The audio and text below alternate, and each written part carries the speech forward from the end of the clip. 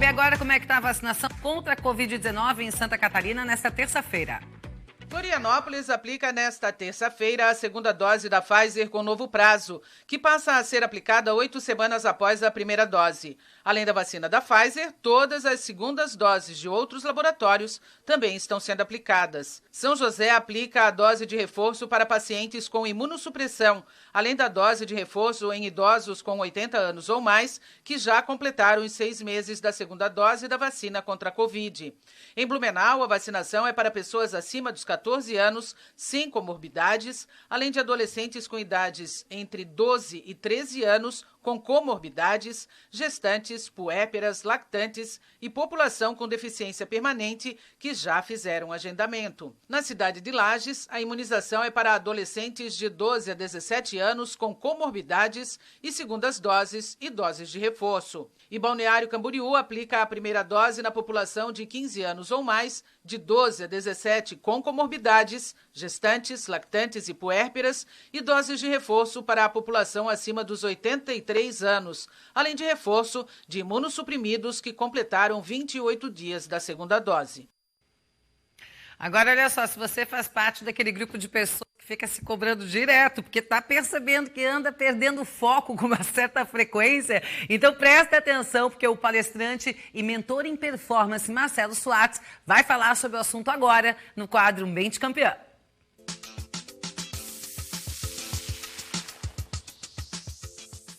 Olá, meu nome é Marcelo Soares, eu sou atleta, trimedalista pan-americano de boliche e mentor de alta performance. E hoje a gente vai falar sobre foco. Vamos falar sobre foco máximo, concentração, como você consegue fazer melhor e mais rápido o que você já faz.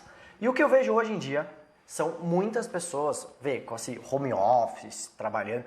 Então você está trabalhando, aí vem alguém, entra no seu quarto, no seu escritório. Aí você está fazendo um relatório, aí pega o WhatsApp. Aí está fazendo qualquer outra coisa, aí depois mídias sociais. Então são muitas distrações no seu dia. E eles rodaram uma pesquisa, todas as vezes que você deixa de focar no que você está focando para fazer outra coisa, você demora 4 minutos para refocar. Então imagina quantas distrações no dia você não tem, quanto tempo você perde de produtividade. Então a primeira dica que você precisa ter é, saiba bem o que você não quer para você. Você tem que saber o que você não quer para você, porque um profissional completo não é bom em nada. Quem faz de tudo um pouco não é muito bom em nada. Você tem que ter foco máximo em uma área de atuação. Segundo, das 10 coisas que você coloca para você fazer, você sabe que você não vai fazer as 10. Então, primeiro de tudo, você tem que escolher 3 dessas 10 que são as suas essenciais. São essas 3 aqui que eu coloquei para mim hoje. 3 ações essenciais que vão fazer o meu dia ser significativo.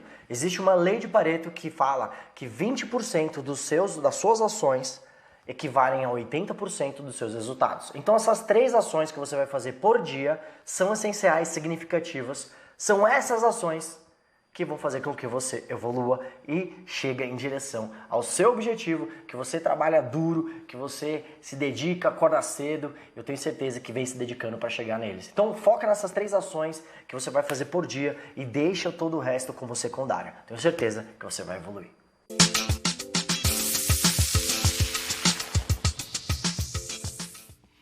Olha, 21 de setembro é o Dia Mundial do Alzheimer e o Dia Nacional de Conscientização da Doença. O Alzheimer é uma doença neurodegenerativa que provoca a diminuição das funções cognitivas. A doença não tem cura e é a causa mais comum de demência no mundo, 70% dos casos. Segundo um estudo publicado na Revista Brasileira de Epidemiologia, no Brasil, cerca de 1 milhão de brasileiros sofrem de demência e a maioria ocasionada pelo Alzheimer. Eu vou, inclusive, conversar agora com a médica ortomolecular Janaína Barbosa. Doutora Janaína, bem-vinda ao Meio-Dia, Catarina. Boa tarde. Boa tarde, Karen. Boa tarde, Santa Catarina. Mais uma oportunidade de honra e prazer de estar aqui com vocês, viu?